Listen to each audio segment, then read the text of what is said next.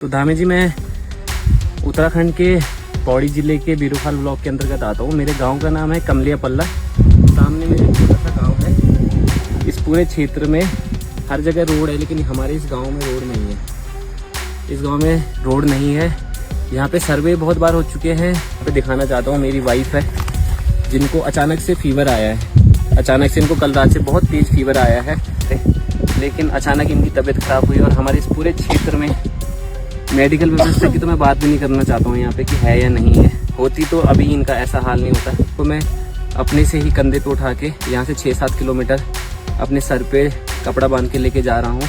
दोस्तों, दावे करोड़ों के विकास के बड़े बड़े होर्डिंग्स और रैलियों में गूंजते भाषण, लेकिन साहब जरा रुकिए और थमिए, अपनी नजरें घुमाकर उत्तराखंड के पौड़ी गढ़वाल के इस रास्ते को देखिए, जहां आज भी एक पति अपनी मरती हुई पत्नी की सांसों को बचाने के लिए उसे अस्पताल नहीं बल्कि मौत के मुहाने पर खड़े 7 किलोमीटर के पथरीले रास्ते पर अपने कंधों पर ढो रहा है। डिजिटल इंडिया अग्रणी उत्तराखंड के दावों के बीच क्या यही पहाड़ की वो कड़वी हकीकत है जिसे देखकर हर उत्तराखंडी का खून खौल उठेगा? यह सवाल हो रहा है, खून खौल रहा है। बीते 25 सालों में यही मिला बल। पूरी खबर देखिए दोस्तों, चौंक जाएंगे आप। नमस्कार, पैलाक, मैं पंकज रौतेला, आप देख रहे हैं अपना उत्तराखंड न्यूज। दोस्तों, एक तस्वीर हैरान और परेशान करने वाली है। चले चले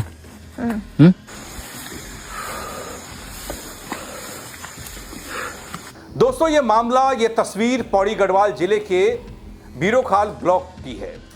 गांव का नाम है पल्ला कमलिया। यहां रहने वाले साहिल की पत्नी काजल अचानक से गंभीर रूप से बीमार हो जाती है और घर में कोहराम मच जाता है। लेकिन लाचारी देखिए, गांव तक एम्बुलेंस आना तो दूर, एक पक्की सड़क तक नसीब नहीं है। अब कोई रास्ता नहीं सूझा तो इस बेबस पति ने अपनी बीमार पत्नी को पीठ पर, कंधे पर लादा और निकल पड़ा 7 किलोमीटर के उस सफर पर, जहां एक तरफ गहरी खाई, दूसरी तरफ दम तोड़ता हुआ उसका अपना परिवार। अच्छा जी, घर से फोन आ गया। कौन है? मम्मी? हाँ। क्या बन से? अरे मिल बार क्या बहुत डॉक्टर बुलाता चाय ले आला। तू बानी चल जंगी मां पर तब शक सर की तुम दवाई मिल जाला तो दवाई खा कर के बता रहा मिल जाला।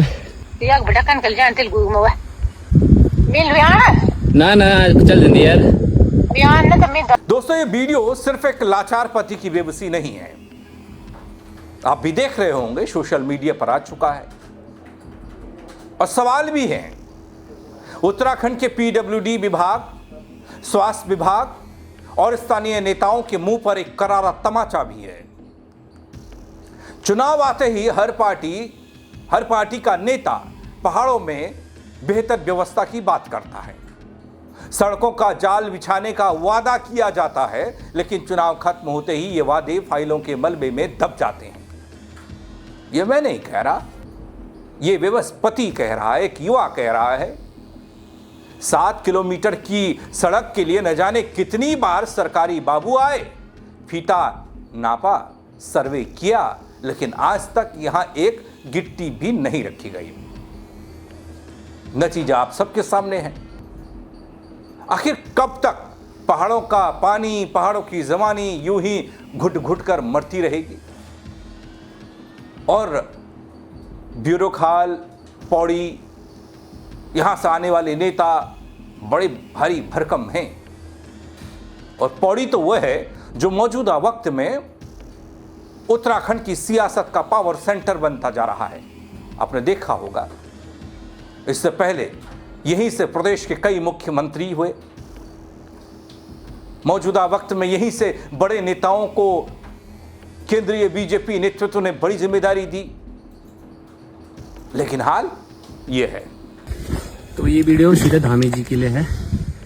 मैं सुन रहा हूँ कि आजकल वो सोशल मीडिया पे बहुत ज़्यादा एक्टिव है और गांव वालों की उत्तराखंड में पहाड़ों में जो भी समस्याएं हैं उस पर वो बारीकी से अपनी नज़र रख रहे हैं और उनका समाधान भी दे रहे हैं। तो धामी जी, मैं उत्तराखंड के पौड़ी जिले के बीरूखाल ब्लॉक के अंतर्गत आता हूँ। मेरे गांव का नाम है कमलिया पल्ला। सामने मेरे एक छोटा सा गांव है और परेशानियां दिक्कतें इतनी है कि गिनते गिनते गिनाने बैठ जाऊंगा तो सुबह हो जाएगी। लेकिन एक परेशानी जो सबसे ज्यादा हमारे यहाँ पे है और जिसके लिए हम पिछले पता नहीं कितने वर्षों से जब से मैं छोटा था, जब से मैंने होश संभाले तब से मैं वो परेशानी देख रहा हूँ कि हमारे इस पूरे क्षेत्र में हर जगह रोड है, लेकिन हमारे इस गांव में रोड नहीं है। इस गांव में रोड नहीं है। यहाँ पे सर्वे बहुत बार हो चुके हैं, सारी एनओसी सब कुछ हमने सबमिट कर दी है, सारे गांव वालों ने बहुत बार आवाजें उठा दी है, लेकिन मुझे नहीं पता है, मेरे को इन चीज़ों की नॉलेज नहीं है। मैं एक ऐसा युवा हूँ जो शहरों में नौकरी करके जब भी उसको थोड़ा बहुत 2 या 3 दिन की छुट्टी मिलती है तो वो अपने गांव आता है और अपने गांव आके अपने गांव की जड़ों से थोड़ा जुड़ा रहता है, जुड़ा हुआ महसूस करता है। और हमारे सोशल मीडिया के माध्यम से और भी लोग हैं जो ये चीज़ें जानते हैं, बट मैं आप तक ये बात पहुंचाना चाहता हूँ क्योंकि हमारे यहाँ पे जब हम गांव में आते हैं ना, आधे से ज़्यादा लोग जो शहरों में हैं वो इसलिए नहीं आते हैं, वो यही सोच के नहीं आते कि हमें पैदल जाना पड़ेगा 5 से 6 किलोमीटर, जंगल का रास्ता है, चढ़ाई और ढलान इतनी ज़्यादा है कि एक एज वाले तो यहाँ पे आ ही नहीं सकते हैं। मैं यहाँ पे दिखाना चाहता हूँ, मेरी वाइफ है जिनको अचानक से फीवर आया है। अचानक से इनको कल रात से बहुत तेज फीवर आया है, लेकिन अचानक इनकी तबीयत खराब हुई और हमारे इस पूरे क्षेत्र में मेडिकल व्यवस्था की तो मैं बात भी नहीं करना चाहता हूँ यहाँ पे कि है या नहीं है। होती तो अभी इनका ऐसा हाल नहीं होता। तो मैं अपने से ही कंधे पे उठा के यहाँ से 6-7 किलोमीटर अपने सर पे कपड़ा बांध के लेके जा रहा हूँ। दोस्तों, वीडियो में शाहिल ने रोते हुए सूबे के मुखिया पुष्कर सिंह धामी से गुहार लगाई है। कहा कि धामी जी, हमारे गांव तक सड़क पहुंचा दो। सड़क न होने की वजह से पहले भी कई लोग अस्पताल पहुंचने से पहले ही दम तोड़ चुके हैं। मेरी पत्नी को बचा लो। मुख्यमंत्री जी, आज सोशल मीडिया पर उत्तराखंड की जनता आपसे पूछ रही है,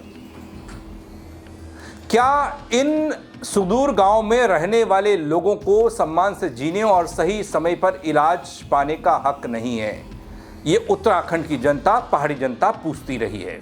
दोस्तों, क्या सचिवालय में बैठकर बनने वाली नीतियां इन आखिरी छोर पर खड़े इंसानों तक कभी पहुंच पाएंगी या फिर नहीं? क्योंकि यह युवा बहुत सारे गंभीर सवाल भी कर रहा है, संगीन आरोप भी लगा रहा है और उन खोखले दावों की सच्चाई भी बता रहा है।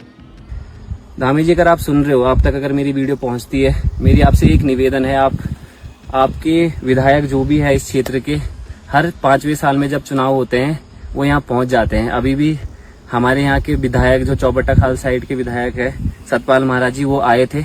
वो जब भी आते हैं वो सिर्फ एक दिलासा दे के चले जाते हैं कि हाँ हो जाएगा, हाँ हो जाएगा। और गांव वाले इतने भोले भाले हैं कि वो उनकी बातों में आके हमेशा सच मान जाते हैं कि हाँ हो ही जाएगा, हमारा भला हो जाएगा। इस रोड के चक्कर में हमारा गाँव ऐसी दुर्गति पे पहुंच गया, आज की डेट में इतनी दुर्गति पे पहुंच गया है कि हमें देख के रोना आता है, अपने गांव को देख के रोना आता है। ये मेरे को ऐसा लगता है कि अगर हमारे गांव में रोड होती आज की डेट में तो हमारा युवा भी गांव आता, हमारा जो बुजुर्ग है वो भी गांव आता, टाइम टू टाइम अपने घरों को देखता, उनको संवारता, सुधारता, ऐसे बंजर होते हुए नहीं देखता। इस गाँव को इतने ड्रास्टिकली दुर्गति तक पहुँचते हुए देखा है ना, मैं बता नहीं सकता हूँ। मेरा अंदर ही अंदर इतना रोता है दिल, पर हम किसको बताए? मुझे नहीं पता इसके जिम्मेदार कौन है। हम भी हो सकते हैं, सरकार भी हो सकती है, मुझे नहीं इतनी समझ है, पर मैं इतना तो मुझे लगता है कि हमारे गांव में रोड आ सकती है। हमारे गांव में किसी ने कोई ऑब्जेक्शन नहीं उठा रखा है। हमें एक रोड चाहिए इस गांव में, ताकि इस गांव से हम कहीं और ट्रैवल करके, अभी तक अगर मेरे को इनको हॉस्पिटल लेके जाना होता तो मैं इनको लेके चले जाता। अगर आपको यकीन नहीं है तो एक बार आप किसी को यहाँ गाँव में भिजवाइए और इतना पूछ लीजिए कि रोड ना होने की वजह से हमारे गाँव में कितनी मौतें हो चुकी है। एक रात अगर कोई बीमार होता, अगली सुबह का इंतजार में होता है कि चलो सुबह होगी, कोई आएगा, इस बीमार इंसान को कोई डॉक्टर देखने आएगा, या फिर इस बीमार इंसान को हम उठा के डॉक्टर के पास लेके जाएंगे, तब तक इंसान की मृत्यु हो जाती है।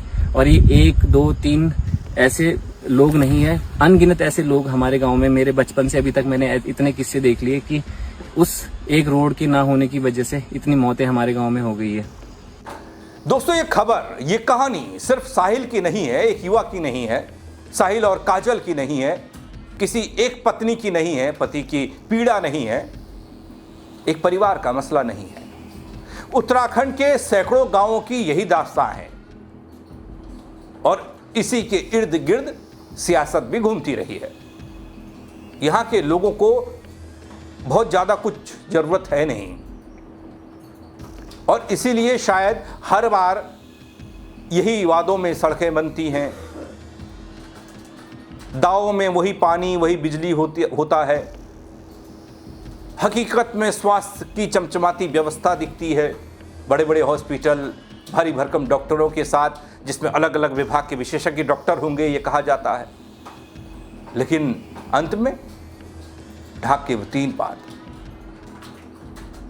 जो कभी तोड़े ही नहीं जा सकते, जहां तक कभी पहुंचा ही नहीं जा सकता, और वो दावे इस तरीके से सामने आते हैं रह रहकर। कमोवेश हर रोज एक दो तस्वीरें दोस्तों ऐसी जरूर आती हैं जहां डोली पर, कंडी पर, डंडों पर बिठाकर मरीजों को इधर से उधर ले जाया जाता है, लेकिन कुछ एक तस्वीरें ऐसी होती हैं जो अंदर तक झकझोर देती हैं, लेकिन उनको नहीं झकझोरती जो सिस्टम में बैठे हैं। ज़रूरत इस बात की भी है कि ऐसे वीडियोस पर क्या वाकई में हमारे स्वास्थ्य सचिव, पीडब्ल्यूडी महकमा, भारी भरकम मंत्री सतपाल महाराज, क्योंकि इस क्षेत्र का प्रतिनिधित्व भी करते हैं, लेकिन लोगों के आरोप, जनता का विरोध मौजूदा वक्त में सतपाल महाराज कैसे झेल रहे हैं ये आप देख ही रहे होंगे। एक नहीं लाखों सवाल सतपाल महाराज के बीते कार्यकाल को लेकर हैं, और कोई बीजेपी का या कांग्रेस का ऐसा शासनकाल नहीं रहा, ऐसी सरकार नहीं रही जहां सतपाल महाराज मंत्री ना हो, यानी कि उस जिम्मेदार कुर्सी पर ना बैठे हों, लेकिन फिर भी ब्यूरोखाल का यह हाल। दोस्तों, इस तरह की तस्वीरें चुनौती हैं उत्तराखंड के रजत जयंती मनाने के बाद 25-26 साल के सफर में। कितना आसान है इस चुनौती से निपट पाना, ये आप बताइएगा दोस्तों। खबर को लेकर अपनी राय, और हाँ, शेयर कीजिएगा, इतना कीजिएगा कि देहरादून के आलीशान कमरों में बैठे इमारतों के कानों के पर्दे फट जाएं। वीडियो को दबने मत दीजिएगा दोस्तों, अपनी राय दीजिएगा और शेयर कीजिएगा ताकि सरकार भी जवाब देने को मजबूर हो जाए। फेसबुक पर देख रहे हैं फॉलो कर लीजिएगा, यूट्यूब पर देख रहे हैं सब्सक्राइब नहीं किया है वो जरूर कर दीजिएगा। मेरे साथ जुड़ने के लिए आप सबका बहुत शुक्रिया। जय उत्तराखंड। तो धामी जी, मैं उत्तराखंड के पौड़ी जिले के बीरूखाल ब्लॉक के अंतर्गत आता हूँ। मेरे गांव का नाम है कमलिया पल्ला। सामने मेरे छोटा सा गांव है। इस पूरे क्षेत्र में हर जगह रोड है, लेकिन हमारे इस गांव में रोड नहीं है। इस गांव में रोड नहीं है। यहाँ पे सर्वे बहुत बार हो चुके हैं। यहाँ पे दिखाना चाहता हूँ, मेरी वाइफ है जिनको अचानक से फीवर आया है। अचानक से इनको कल रात से बहुत तेज़ फीवर आया है, लेकिन अचानक इनकी तबीयत खराब हुई। और हमारे इस पूरे क्षेत्र में मेडिकल व्यवस्था की तो मैं बात भी नहीं करना चाहता हूँ यहाँ पे कि है या नहीं है। होती तो अभी इनका ऐसा हाल नहीं होता। तो मैं अपने से ही कंधे पे उठा के यहाँ से 6-7 किलोमीटर अपने सर पे कपड़ा बांध के लेके जा रहा हूँ।